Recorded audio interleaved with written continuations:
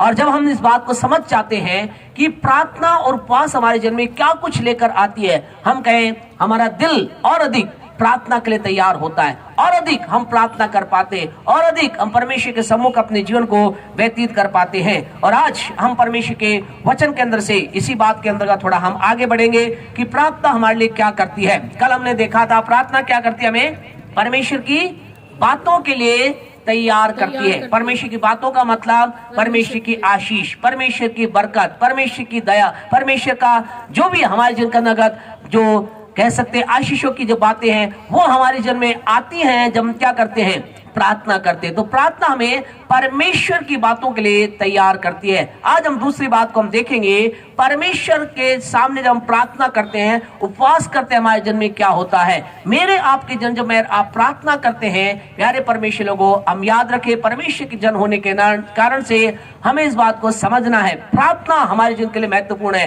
प्रार्थना, दूसरा पॉइंट आज हम देखेंगे, परमेश्वर के क्रोध को ठंडा करती है, परमेश्वर के क्रोध से हमें बचाती है, परमेश्वर क्रोध हमारे पर आने से हमारी मदद करती है प्रार्थना उपवास। आज हम इस विषय के ऊपर बातचीत करेंगे। हमारे साथ मेहरबानी से निकाले भजन 103 और उसकी 8वीं आयत को कोई पढ़े। भजन 103 और उसकी 8वीं आयत को कोई मेहरबानी से पढ़े।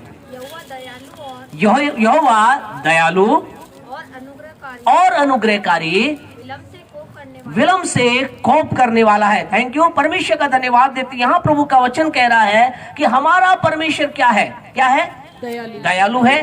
दूसरा वो अनुग्रहकारी है, और तीसरा यह लिखा है वो विलंब से कोप करने वाला है। आज हम इस वचन को विचार करेंगे, इस बात को समझना है परमेश्वर का कोप कैसे आता है, परमेश्वर क्रोध क्यों आता है। क्या परमेश्वर हमेशा क्रोधित रहता है, हमेशा क्रोधित रहता है? क्या परमेश्वर ऐसा है क्रोध में बैठा है और इंतजार कर रहा है कि कोई आए और मैं क्या करूं, अपना क्रोध उस पर उंडेलूं? ऐसा है क्या परमेश्वर? ऐसा है क्या परमेश्वर? परमेश्वर ऐसा नहीं है। परमेश्वर क्रोध आता कैसे है, एक मनुष्य के जीवन में कैसे क्रोध आता है, इस बात को हम देखेंगे। और फिर उसके बाद आपसे बताना भाई, हम परमेश्वर इस बात को देखेंगे, परमेश्वर क्रोध को हम कैसे ठंडा कर सकते हैं, रोक सकते हैं। आज हम इस बात को समझना है। यहाँ परमेश्वर के वचन में लिखा गया है, हमारा परमेश्वर दयालु है। प्यारे परमेश्वर लोगों, फर्स्ट हमारे जीवन के अंदर परमेश्वर क्या करता है, परमेश्वर लोगों के जीवन में दया करता है, परमेश्वर लोगों के जीवन के ऊपर दया प्रकट करता है, परमेश्वर हर एक व्यक्ति के ऊपर अपनी दया को प्रकट करता है। आज की शाम आपसे कहना चाहते हैं, यदि आपने अभी तक परमेश्वर की दया को प्राप्त नहीं की है, आज की शाम परमेश्वर की दया को प्राप्त करें। आज इस शाम के अंतर्गत परमेश्वर की दया आपके जीवन में आने पाए। परमेश्वर, हमारा परमेश्वर जो हमारे मनुष्य के साथ व्यवहार करता है, मनुष्य के साथ जो अटैचमेंट करता है, मनुष्य के साथ जो जुड़ता है, पहला उसका जुड़ने का जो पहला कदम वो कैसे करता है, दया के द्वारा परमेश्वर अपने लोगों से जुड़ता है। परमेश्वर किस पर दया करता है, इसके ऊपर बहुत सी बातें, लेकिन दो बातें, हम दो विशेष व्यक्तियों के बारे में हम प्रभु के वचन से हम देख करके हम आगे बढ़ेंगे। परमेश्वर किस पर दया करता है, एक वचन हमारे साथ निकाले, लूका रचित सुसमाचार उसका 18वां अध्याय उसकी 13वीं आयत। वहां प्रभु के वचन के अंतर्गत हम परमेश्वर की दया को देखते हैं। परमेश्वर यहाँ पर किसी व्यक्ति पर दया कर रहा है। पढ़े लूका 18 का 13। परंतु चुंगी लेने वाले ने, परंतु चुंगी लेने वाले ने दूर खड़े होकर स्वर्ग की ओर आंखें उठाना भी ना चाहा, स्वर्ग की ओर आंखें उठाना भी ना चाहा, वरन अपनी छाती पीट पीट कर, ध्यान से सुने, छाती पीट पीट कर कहा, हे परमेश्वर मुझ पापी पर दया कर, मुझे किस पर दया कर, मुझे पापी पर दया कर। यहाँ पर हम देखते हैं एक व्यक्ति है, और जो कैसा व्यक्ति है, पापी व्यक्ति है, पाप का जीवन बिता रहा है, बुराई का जीवन बिता रहा है, उसके अंदर कोई अच्छाई नहीं है, उसके अंदर कोई भली बात नहीं है, उसकी बुराई के बारे में इतना अधिक ऊपर अगर पढ़ेंगे, बाद में आप पढ़ना 11वीं आयत को, तो आप समझ जाएंगे कि उसकी बुराई के बारे में दूसरे लोग भी जानते हैं। शायद वो फरीसी उसका पड़ोसी होगा, शायद उसका दोस्त होगा, शायद उसका कोई जन होगा, वो भी उसकी बुराई को जानता है। वो क्या है, वो अंधेर करने वाला है। वो कौन है, वो व्यभिचारी है। वो कौन है, एक दुष्ट जन है। उसके बारे के अंदर अगर आप देखेंगे तो आपको पता चलेगा कि वो कौन है, एक चुंगी लेने वाला है, यानी पाप से भरा हुआ व्यक्ति है, गलती करने वाला व्यक्ति है, लगातार पाप में जीवन बिता रहा है। लेकिन ये पापी व्यक्ति क्या कर रहा है, यहाँ हमने देखा 13वीं आयत के अंदर ये कह रहा है, हे परमेश्वर मुझ पापी पर दया कर। और क्या होता है आगे के वचन के अंदर देखते हैं। अगर इसकी 14वीं आयत को पढ़े तो वहां से ऐसे परमेश्वर का वचन कहता है, परमेश्वर ने कहा ये व्यक्ति क्या ठहराएगा, ये व्यक्ति धर्मी ठहराया गया। हालेलुया। यानी कि इस पापी के ऊपर परमेश्वर की दया उतर गई। ये पापी जो कि दुनिया के अंदर खोया हुआ था, पाप के अंदर खोया हुआ था, तमाम प्रकार की बुराई के अंदर चल रहा था, लेकिन जब ये परमेश्वर के नजदीक जाकर इसने कहा, हे परमेश्वर मुझ पापी पर दया कर, दया कर, क्या हुआ, परमेश्वर की दया इस पर आई। आज की शाम आपसे कहना चाहते प्यारे परमेश्वर लोगों, परमेश्वर की दया हर एक पर आ सकती है। कई बार लोगों को विचार होता है, मैं तो क्या हूं, पापी हूं, मैं तो गलत हूं। परमेश्वर की दया किसके लिए है, धर्मियों के लिए है। परमेश्वर की दया किसके लिए, अच्छे लोगों के लिए। हालांकि परमेश्वर की दया धर्मियों के लिए भी है, धर्मी पर भी दया करता है, लेकिन हमारा परमेश्वर अपनी दया कहां से प्रारंभ करता है, पापी पे से दया प्रारंभ करता है। तो इस बात को याद रखें, अगर आप में से कोई जन आज एक ऐसा जीवन जी रहा है जो परमेश्वर की नजरों में ठीक नहीं है, आज आप एक ऐसा जीवन जी रहे हैं जो परमेश्वर की दृष्टि के अंदर अच्छा नहीं है, आज की शाम आप खुदा से कह सकते हैं, परमेश्वर से कह सकते हैं, हे परमेश्वर मुझ पर दया कर। और आपसे कहना चाहती है उसकी दया आप पर आएगी, हालेलुया, आमीन। उसकी दया आपके जीवन में आएगी, उसकी दया आप प्राप्त करने पाएंगे। सेकंड, उसकी दया किस पर आती है, मरकुस रचित सुसमाचार उसका 10वां अध्याय, मरकुस 10वें अध्याय को निकालें और उसकी 46 वर्ष को पढ़े, क्या लिखा है, 46वीं आयत को पढ़े। वे यरीहो में आए, वे यरीहो में आए, और जब वे उसके चेले हाँ जी, और एक बड़ी भीड़ यरीहो से निकलती थी, यरीहो से निकलती थी, तब तिमाई का पुत्र बर्तिमाई, हाँ जी, एक अंधा भिखारी, एक अंधा भिखारी, यहाँ पर कौन है, एक अंधा भी है और वो भिखारी भी है, और वो अंधा भी है और भिखारी भी, यानी एक तरह से कह सकते हैं असहाय व्यक्ति है, कुछ नहीं कर सकता, लाचार व्यक्ति है, और इसके पास और कोई अपने पेट को पालने के लिए या अपनी भूख मिटाने के लिए कोई इसके पास काम नहीं है। क्या काम कर रहा है, ये भीख मांगने का काम कर रहा है। एक असहाय व्यक्ति है, एक तरह से लाचार ये व्यक्ति है। और ये व्यक्ति क्या करता है, पढ़े 47 को, क्या लिखा है, वह यह सुनकर कि यीशु नासरी है, वह ये सुनकर कि यीशु नासरी है, पुकार कर कहने लगा, पुकार कर कहने लगा, हे दाऊद की संतान, हे दाऊद की संतान, यीशु मुझ पर दया कर, मुझ पर दया कर। हालेलुया। यहाँ पर हम देखते हैं कि व्यक्ति असहाय व्यक्ति है,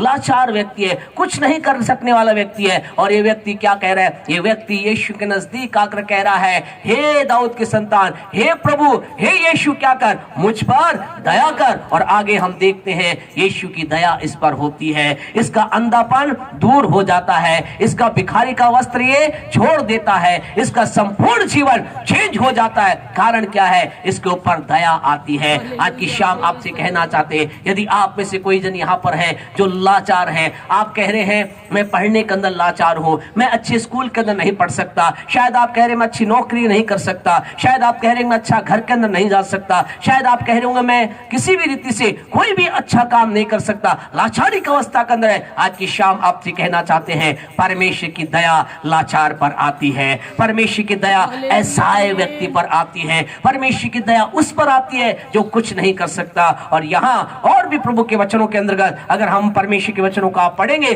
तो बात के अंतर्गत और भी ऐसे कई लोगों को आप देख सकते हैं जहां पर हम देखते हैं परमेश्वर की दया आती है। आज की रात आपसे कहना चाहते हैं, मेरा आपका परमेश्वर कहां से प्रारंभ करता है, दया से प्रारंभ करता है। वो मेरे आपके जीवन में दया करता है, फिर जब उसकी दया होती, दया कुछ लोग उसकी दया को प्राप्त करते हैं, उसके बाद सेकंड स्टेप भजन 103 के 8 में क्या लिखा है कि हमारा परमेश्वर क्या है, अनुग्रहकारी, दयालु है और अनुग्रहकारी है। प्यारे परमेश्वर को दया के बाद क्या आता है, परमेश्वर का अनुग्रह आता है, परमेश्वर का अनुग्रह आता है। आज की शाम आपसे कहना चाहते खुदा के लोगों, अनुग्रह का मतलब क्या है, अनुग्रह का मतलब है जब खुदा का अनुग्रह हम पर होता है, हम वो प्राप्त करते हैं जिसके लायक हम नहीं होते, जिसके योग्य हम नहीं होते हैं, जिसके हम काबिल नहीं होते हैं। जब परमेश्वर का अनुग्रह हमारे जीवन पर आता है, हम वो चीज प्राप्त करते हैं जिसके लायक हम नहीं होते हैं। आज की रात आप शाम आपसे कहना चाहते हैं, यदि आप जीवन में किसी भी क्षेत्र के अंदर आप हैं, आप कह रहे हैं हाँ परमेश्वर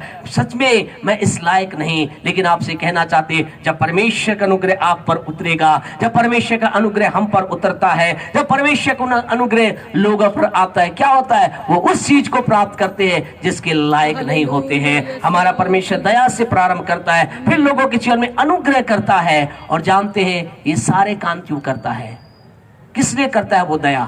क्यों अनुग्रह करता है? किस लिए करता है? ताकि आप और मैं, यदि आपने प्रभु की दया प्राप्त नहीं की है, आज की शाम उसकी दया को प्राप्त करें। यदि उसके अनुग्रह को प्राप्त नहीं किया है, आज की शाम उसके अनुग्रह को प्राप्त करें। लेकिन अगर आपने दया प्राप्त की है, आप कह रहे हैं हाँ पास्टर साहब सच में खुदा ने मुझ लाचार पर दया की, सच में परमेश्वर ने मुझ पापी पर दया की है, मैंने उसकी दया को प्राप्त किया है। और आप कह रहे होंगे हाँ सच में पास्टर साहब मैं वो व्यक्ति हूँ, मैं वो बेटा हूँ, बेटी हूँ, मैं वो बच्चा हूँ, बच्ची हूँ, मैं वो स्त्री पुरुष हूँ जिसके जन्म में खुदा का अनुग्रह हुआ है। अब क्या व्हाट्स नेक्स्ट प्यारे परमेश्वर? अब जब परमेश्वर की दया आप पर हो गई है, परमेश्वर का अनुग्रह आप पर हो गया है, मैंने और आपने परमेश्वर अनुग्रह प्राप्त किया, हमें क्या करना है? परमेश्वर आपके मेरे जीवन में अनुग्रह दया इसलिए करता है हम उसकी योजना के अनुसार अपने जीवन में चले। लेकिन दिक्कत क्या है, समस्या क्या है? लोग प्रभु की दया को प्राप्त करते हैं, लोग परमेश्वर के अनुग्रह को प्राप्त करते हैं, फिर उस दया और अनुग्रह के बाद क्या करते हैं? वो करते हैं जो इनकी इच्छा होती है। और इसलिए क्या होता है? परमेश्वर का क्रोध आता है, परमेश्वर का प्रकोप आता है, परमेश्वर का कहर उनके जीवन के अंदर आता है। आज की रात आपसे कहना चाहते हैं, आप अगर ऐसे व्यक्ति हैं, आप कह रहे हैं हाँ मेरे जीवन के अंदर खुदा की दया हुई है, परमेश्वर की दया को मैंने प्राप्त किया है, परमेश्वर के अनुग्रह को मैंने प्राप्त किया, और इन दया और अनुग्रह को प्राप्त करने के बाद यदि आज आप वो व्यक्ति जो परमेश्वर की योजना को पूरी नहीं कर रहे, परमेश्वर जो चाह रहा है वो नहीं कर रहे हैं, याद रखें परमेश्वर का क्रोध, परमेश्वर कहर जो है इंतजार कर रहा है। प्रभु क्रोध आएगा। प्रभु के पवित्र वचन में से एक व्यक्ति के जीवन का हम देखते हैं। पहला सैमुएल निकालें, उसका 15वां अध्याय मेहरबानी से निकालें। पहला सैमुएल उसका 15वां अध्याय, उसकी 16 और 17 आयत को पढ़े जल्दी से। तब शमूएल ने शाऊल से कहा, तब ध्यान रखे, तब सैमुएल ने शाऊल से कहा। यहाँ पर एक व्यक्ति है, एक व्यक्ति है जो क्या है? नबी है, और दूसरा व्यक्ति क्या है? राजा है। यहाँ पर दो व्यक्ति हैं जो यहाँ पर चल रहे हैं, और इन दोनों व्यक्तियों के जीवन के ऊपर कुछ हो रहा है। और यहाँ पर एक नबी राजा से कह रहा है, क्या कह रहा है? पढ़े। और ठहर जा, और जो बात यहोवा ने आज रात को मुझसे कही है, मुझसे जो बात कही है मैं तुझको बताता हूँ। उसने कहा कह दे। सैमुएल ने कहा जब तू अपनी दृष्टि में छोटा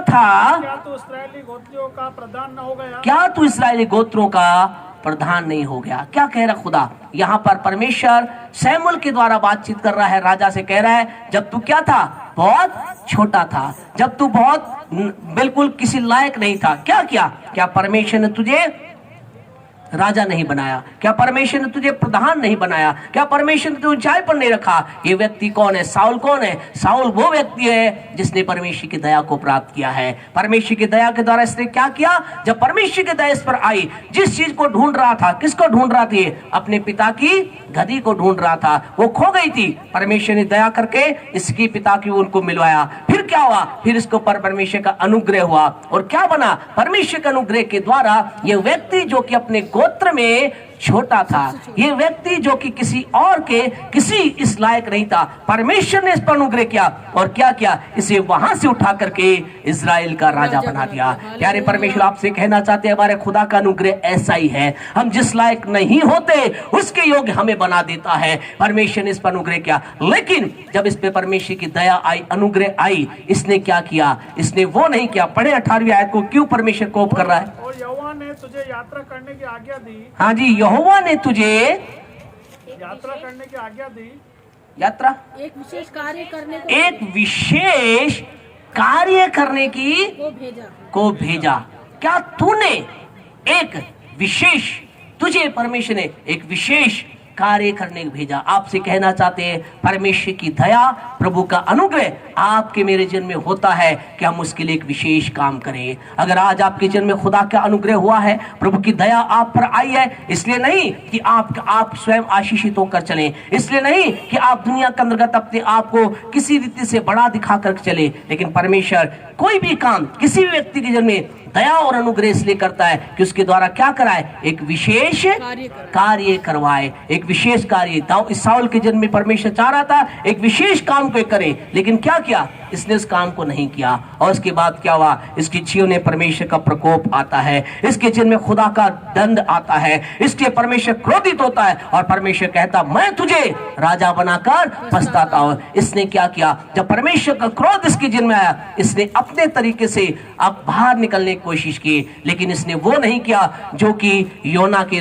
नीनवे के लोगों ने किया। प्यारे परमेश्वर, आज की रात आपसे कहना चाहते हैं, आपके जने आपने दया प्राप्त की है, प्रेज द लॉर्ड, आपने अनुग्रह प्राप्त किया, प्रेज द लॉर्ड, लेकिन अनुग्रह दया प्राप्त करने के बाद यदि आप परमेश्वर की बात नहीं कर रहे हैं, आप सोच रहे आज मेरे जीवन में भी खुदा का प्रकोप है, मेरे काम बिगड़ते चले जा रहे हैं, मेरे रास्ते बंद होते चले जा रहे हैं, मेरे राहें कांटे बनती गई हैं, मेरे अंतर्गत एक शांति आना नहीं है, मैं अपने जीवन के अंतर्गत उन बातों के अंतर्गत मैं अच्छी रीति से अपने जीवन में आगे नहीं बढ़ा। अगर आप ऐसे व्यक्ति हैं तो आज की रात आपसे कहना चाहते हैं, इसका मतलब परमेश्वर का प्रकोप आपके ऊपर आ रहा है, परमेश्वर आप जैसे क्रोधित है। अब आपको क्या करना है, प्रभु के वचन के अंदर से लिखा है, साउल ने दया अनुग्रह के बाद वो नहीं किया जो परमेश्वर चाहता, उसके ऊपर परमेश्वर प्रकोप आया, और जब खुदा का प्रकोप उसके जीवन के अंदर आया उसने वो नहीं किया। लेकिन नीनवे के बारे में ऐसा लिखा है, अगर योना की पुस्तक हमारे साथ निकालें, हम जल्दी से अपने संदेश को समाप्त करेंगे।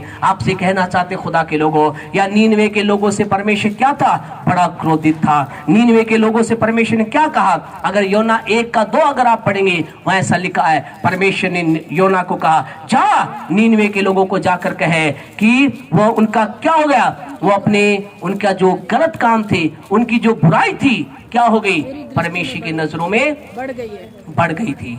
परमेश्वर का क्रोध उनके जीवन में था। क्यों? क्योंकि उनके जीवन में एक बार प्रभु ने दया की थी, एक बार परमेश्वर ने उन पर अनुग्रह किया था, एक बार परमेश्वर ने उनके जीवन में दया को प्रकट किया, लेकिन क्या किया, उन्होंने वो नहीं किया जो परमेश्वर चाहता। अब ये क्या करें, नीनवे के लोग बुराई में चले गए, लेकिन इनके जीवन में जब पता चला परमेश्वर हमसे क्रोधित है, परमेश्वर हमें नष्ट करना चाहता है, इनके पास योना नाम का व्यक्ति आकर कहता है आने वाले 40 दिन के बाद क्या होगा, ये नीनवे उलट दिया जाएगा, खत्म कर दिया जाएगा, नाश कर दिया जाएगा। ऐसा लिखा। जब एक खबर उन लोगों के पास आई, जानते उन्होंने क्या क्या पढ़े, योना की पुस्तक उसका 3रा अध्याय उसकी 10वीं आयत को पढ़े, क्या लिखा है, जब परमेश्वर ने उनके कामों को देखा, जब परमेश्वर ने उनके कामों को देखा, ऊपर पढ़े, पहले से ऊपर चले, 5 को पढ़े मेहरबानी, 5, 3 का 5।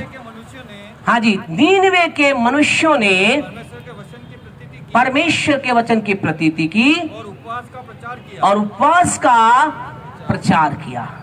क्या लिखा है, उपवास का प्रचार किया। सब लोगों ने टाट ओढ़ लिया, सारे लोगों के जब उन्हें पता चल गया परमेश्वर हमारे विरुद्ध है, खुदा हमारे साथ नहीं है, परमेश्वर के विरुद्ध हमने गलत किया है, परमेश्वर की दया और अनुग्रह का हमने गलत फायदा उठाया है, आज हम कष्ट उठा रहे हैं, आज हम पीड़ा उठा रहे हैं, आज हमारे जीवन में कष्ट आ रहे हैं। उन्हें जब ये पता चला, क्या किया, उन्होंने परमेश्वर के वचन की प्रतीति कैसा लिखा है, सारे लोग, आगे जाकर पढ़ेंगे आपको अचंभा होगा, कौन कौन, ऐसा लिखा है, उस नीनवे के जानवर से लेकर के राजा तक, गरीब से लेकर के अमीर तक, छोटे बच्चे से लेकर के बुजुर्ग तक, ऐसा लिखा, सब लोगों ने ठाट ओढ़ा, सब लोग उपवास में चले गए, सब लोग प्रार्थना में चले गए, और प्रार्थना के अंतर्गत वो अपने आप को लेकर आए। वो कहने लगे, खुदावंद परमेश्वर, हमने तेरे विरुद्ध पाप किया है, हमने गलत किया है, हमने तेरी दया और तेरे अनुग्रह के विरुद्ध हमने काम किया है, हम जानते तो हमसे क्रोधित है, हम जानते तेरा क्रोध हम पर है। आज की रात आपसे कहना चाहते, कई बार खुदा की दया, खुदा का अनुग्रह को लोग गलत समझ करके अपने जीवन का पाप में जीवन का बढ़ते चले जाते। आज की रात अगर आप वो व्यक्ति हैं, कहना चाहते, टर्न बैक, लौट आइए, रुक जाइए, उपवास के साथ प्रभु के नजदीक आइए। और जब ये लोग ऐसे आए, क्या लिखा है, 10वीं आयत को पढ़े, क्या लिखा है, फिर हम समाप्त करेंगे। हाँ जी, परमेश्वर ने उनके कामों को देखा। क्या काम किया था उन्होंने, क्या कुछ उन्होंने दान दिया था, क्या उन्होंने धार्मिकता कोई काम किया था, क्या उन्होंने कोई किसी कोई विशेष काम किया, क्या काम किया था? उन्होंने उपवास और प्रार्थना की थी। परमेश्वर, दूसरे शब्दों में इस लाइन को मैं से पढ़ सकते हैं, परमेश्वर ने उनके उपवास और प्रार्थना को देखकर क्या किया कि वो अपने तमाम बुमार से फिर रहे। परमेश्वर ने देखा, तब परमेश्वर ने अपनी इच्छा को बदल दिया।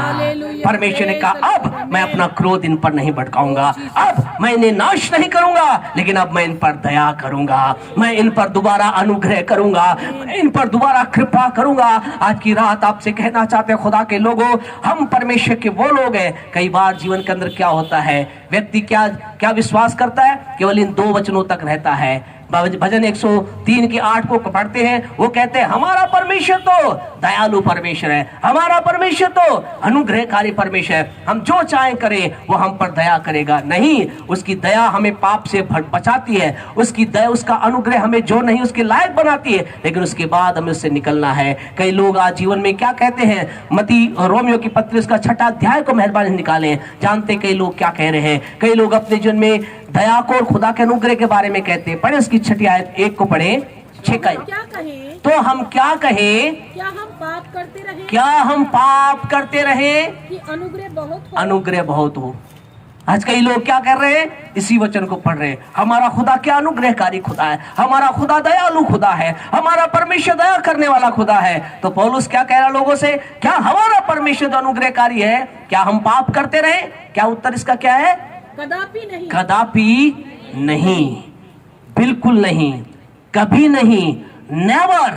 याद रखिए, हमारा परमेश्वर अनुग्रहकारी परमेश्वर जरूर है, लेकिन अगर उसके अनुग्रह का गलत फायदा उठाया गया, उसका प्रकोप जब आएगा, तहस नहस चीजें हो जाती है। लेकिन उसके प्रकोप आज आपके ऊपर, ये नहीं कह रहे खुदा का प्रकोप आप पर आए, लेकिन आज की प्यारे परमेश्वर के लोग शाम आपसे कहना, दूसरा आपसे कहना चाहते हैं, प्यारे परमेश्वर लोगों, आज के इस रात के अंतर्गत आपको बोलना चाहते हैं, हमें परमेश्वर के प्रकोप के बारे में नहीं, हम परमेश्वर की दया के बारे में बात कर रहे हैं। परमेश्वर के प्रकोप को कैसे ठंडा किया जाए। आज परमेश्वर का प्रकोप हमारे जीवन में ठंडा हो सकता है। आज आपको ऐसा लग रहा है परमेश्वर आपके विरुद्ध हो गया है, आपको अपने जीवन के अंतर्गत एक वो बात जैसा पहले था वैसा महसूस नहीं हो रहा है। आज की शाम आज प्रभु के पास आ जाएं, निर्णय लें, परमेश्वर मैं तुझसे प्रार्थना करूंगा, परमेश्वर मैं उपवास के अंदर अपने आप को लेकर जाऊंगा। जो ही आप अपने आप को प्रार्थना उपवास में लेकर जाएंगे, उसकी दया हम पर होगी। आइए अपनी आंखों को बंद करें।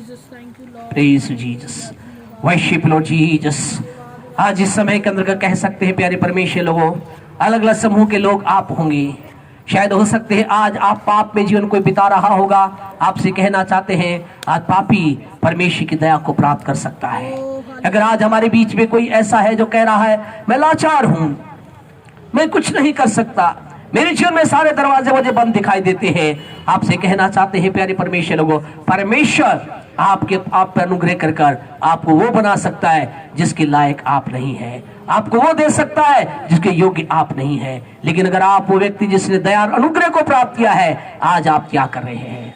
क्या आप जिसने वो काम दिया है उस काम को कर रहे हैं, या आप अपनी राहों पे चले गए, अपनी दुनिया में खो गए, अपने रीति से आप चल रहे हैं। आज दुनिया को आप खुश कर रहे हैं, आज लोगों को आप खुश कर रहे हैं, आज आप पड़ोसी को खुश कर रहे हैं, परिवार को खुश करने वाले बन गए हैं। खुदा की दया और अनुग्रह के बाद हमारा एक ही काम है, we need to please our God. हमें परमेश्वर को प्रसन्न करना है, हमें परमेश्वर के प्रसन्नता के अंतर्गत प्रसन्न करने के लिए अपने आप को लिए चलना है। आज हम जो व्यक्ति हैं, आपसे कहना चाहते हैं, हम उसके अनुग्रह दया को और प्राप्त करेंगे, और उसकी दया आएगी और उसका अनुग्रह आएगा। यदि नहीं, उसका प्रकोप आएगा।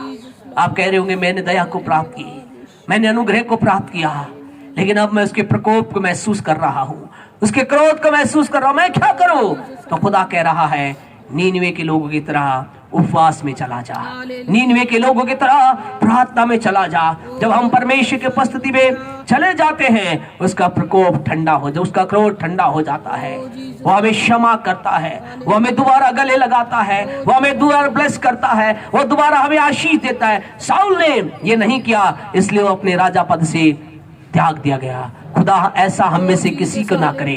जिस पद के योग्य आप है, जहां आपको ठहरा आप बने रहे, बल्कि उसके ऊपर जाने के लिए अपने आप को तैयार करें, उससे नीचे जाने के लिए अपने आप को तैयार ना करें। लेकिन उसका अगला एक और व्यक्ति दाऊद है, जिसके जीवन में उसने भी परमेश्वर की दया अनुग्रह का गलत फायदा उठाया। उसने गलत किया, लेकिन जब उसे परमेश्वर प्रकोप आया, वो प्रार्थना उपवास में चला गया, प्रभु की उपस्थिति में चला गया, और उसके बाद खुदा ने कहा जा, मैं तुझे माफ करता हूँ। पहले शमूएल 12वें अध्याय को अगर आप पढ़ेंगे, वह ऐसा लिखा है, परमेश्वर ने कहा मैं दाऊद तुझे क्षमा करता हूँ, तुझे तेरे पाप को क्षमा किया गया, तेरे पाप को माफ किया गया। और परमेश्वर ने फिर उसे राजा के स्थान के अंदर बैठा दिया। आज की रात आपसे कहना चाहते प्यारे परमेश्वर लोगों, मेरे आपके जीवन के अंतर्गत परमेश्वर हमें उस राजा के स्थान के अंदर बैठाना चाहता है, हमें उस ऊंचे पद पर बनाए रखना चाहता है, हमें उस ऊंचाई के स्थान पर बनाए रखना चाहता है। लेकिन उसके लिए हमें उसकी दया, उसके अनुग्रह के अंदर बने रहना है, हमें उसकी दया अनुग्रह के अंदर बने रहना है। आइए हम प्रार्थना के साथ आगे बढ़े, परमेश्वर की उपस्थिति अपने आप को लेकर चले। एक क्षण के लिए अपने जीवन को जांचे, एक क्षण के लिए अपने जीवन को देखे, एक क्षण के लिए अपने आप को देखे। प्यारे परमेश्वर को, कहाँ आप हैं, किस जगह पर आप हैं, कौन से स्थान पर आप हैं? क्या आप दया और अनुग्रह पाए हुए लोग हैं? क्या उसकी दया के लिए वेट करने वाले लोग हैं? क्या आप उसके दया अनुग्रह के अंदर चलने वाले लोग हैं? क्या उसके दया अनुग्रह का इंतजार कर रहे हैं? या दया अनुग्रह को प्राप्त करने के बाद आप अलग लाइन में चले गए हैं, अलग दुनिया में चले गए हैं? हालेलुया। जल्दबाजी ना करें, हम अपनी सभा को 2 से 3 मिनट के अंदर खत्म करेंगे, लेकिन हम चाहते हैं कि be sincere for your life, अपनी जिंदगी के लिए सिंसियर हो जाएं, अपनी जिंदगी के लिए सिंसियर हो जाएं, अपनी जिंदगी के लिए सिंसियर हो जाएं, अपने जीवन के लिए गंभीर हो जाएं। परमेश्वर की दया, परमेश्वर का अनुग्रह आपका इंतजार कर रहा है, लेकिन उसके प्रकोप को कभी आने ना दे। जो लोग उसकी दया और उसके अनुग्रह का गलत फायदा उठाते हैं, उनके प्रकोप आता है, प्रकोप आता है, क्रोध आता है। और हमारा परमेश्वर क्रोध तो करता है, लेकिन विलंब से करता है, इससे पहले वो दया अनुग्रह करता है। आज की रात जीसस उसकी दया से बचे, उसकी दया को प्राप्त कर उसके क्रोध से बचे, उसका क्रोध आप पे आने ना पाए। यीशु तेरी महिमा हो, यीशु आपको महिमा मिले, यीशु के नाम से हर एक व्यक्ति के ऊपर परमेश्वर आपकी दया और आपका अनुग्रह आने पाए, आपकी दया आपका अनुग्रह आने पाए, आपके नाम को महिमा मिले। Worship Lord Jesus, hallelujah. Thank you Holi spirit. Worship Lord Jesus, hallelujah. प्रार्थना में चले। यदि आप एक ऐसे व्यक्ति हैं जो कह रहे हैं प्रभु की दया मुझे चाहिए, हम आपके लिए प्रार्थना करेंगे। आप कह रहे हैं मुझे प्रभु का अनुग्रह चाहिए, हम आपके लिए दुआ करेंगे। यदि आप कह रहे हैं मेरे जीवन में खुदा का दया, खुदा का अनुग्रह आया, लेकिन मैंने उसका गलत फायदा उठाया, मैंने गलत उसका उपयोग किया, आज मैं प्रार्थना के अंदर अपने आप को लेकर आती हूँ, ताकि मैं परमेश्वर क्रोध से बचूं। हम आपसे नहीं चाहते कि आप हाथ उठाएं, लेकिन अगर आप ऐसे जन हैं, हम आपके लिए प्रार्थना करेंगे। आपके लिए प्रार्थना जब की जाती है, आप हृदय के अंदर खुदा से कहें, खुदा मेरे जीवन में बातें पूरी होने पाए। प्यारे पिता, हम प्रभु यीशु के नाम से आपके पास आए हैं, आज के समय के लिए धन्यवाद देते हैं प्रभु जी। आज हम प्रभु तमाम भाई और बहन के लिए प्रार्थना करते हैं जो परमेश्वर अपने जीवन के अंदर पाप की अवस्था में है, उनके जीवन पर आपकी दया होने पाए। आज अगर कोई यहाँ पर परमेश्वर लाचारी की अवस्था के अंदर है, प्रभु आपका अनुग्रह उन पर आने पाए। प्रभु आज हमारे बीच में कोई ऐसा व्यक्ति है, कोई भाई है, बहन है, कोई बेटा है, कोई बेटी है प्यारे प्रभु जी, जिसने आपकी दया अनुग्रह को प्राप्त तो किया, लेकिन आपके अनुसार नहीं कर रहा, नहीं कर रही, इसी समय परमेश्वर उसके जीवन में प्रार्थना की सामर्थ्य द्वारा आपका क्रोध दूर हो जाए, आपका क्रोध निकल जाए उसके ऊपर से आपका क्रोध ठल जाए और आपका विशेष पूरा अनुग्रह उसके जीवन पर होने पाए। यीशु के नाम से मांगते हैं, आमीन। हमारे परमेश्वर का प्रेम